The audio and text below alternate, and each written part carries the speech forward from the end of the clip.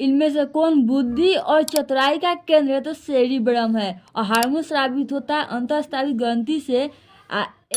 Androgen है तो ये नर रिंग हार्मोन है। एस्ट्रोजन स्रावित होता है तो अंडाशय से। इनमें से कौन जो है अंतःस्रावी ग्रंथि नहीं है? तो यकृत नहीं है। निम्नलिखित में से कौन प्यूटरी ग्रंथि से निकलने वाला हार्मोन है? तो एंड्रोजन है।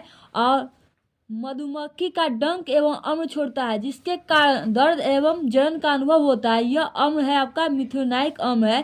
तंत्रिका तंत्र की रचनात्मक एवं क्रियात्मक इकाई को कहते हैं न्यूरॉन। और किसे रासायनिक दूत कहा जाता है? तो हार्मोन को। और शरीर का संतुलन बनाए रखता है कौन? तो शरीर का जो संतुलन बनाए रखता है आपका सेरिबेलम।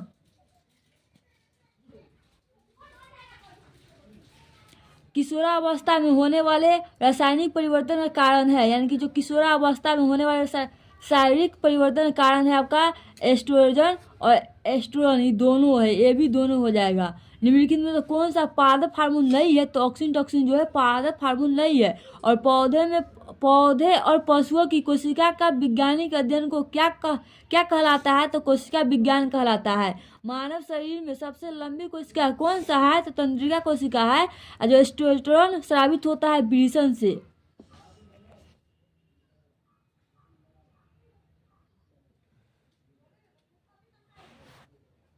रुधिर चाप नियंत्रित होता है, तो जो रुधिर चाप किसके द्वारा नियंत्रित होता है? तो एड्रिनल के द्वारा होता है। मानव मस्तिष्क का औसत भार होता है 1.4 kg।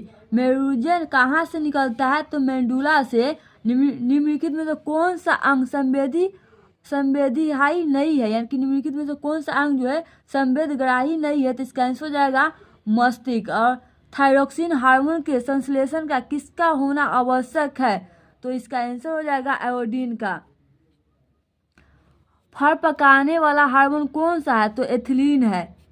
और मनुष्य के कपाल तंत्रिका की संख्या होती है, तो मनुष्य के जो कपाल तंत्रिका की संख्या होती है, तो इसका आंसर हो जाएगा ए, यानी कि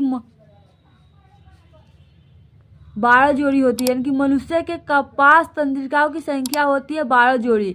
और मस्तिष्क का कौन सा भाग गंध पहचानने का केंद्र है? यानी कि मस्तिष्क का कौन सा भाग जो है गंध पहचानने का केंद्र है? तो अग्र मस्तिष्क है। और दांत की सबसे ऊपरी परत को बोलते हैं इनामेल।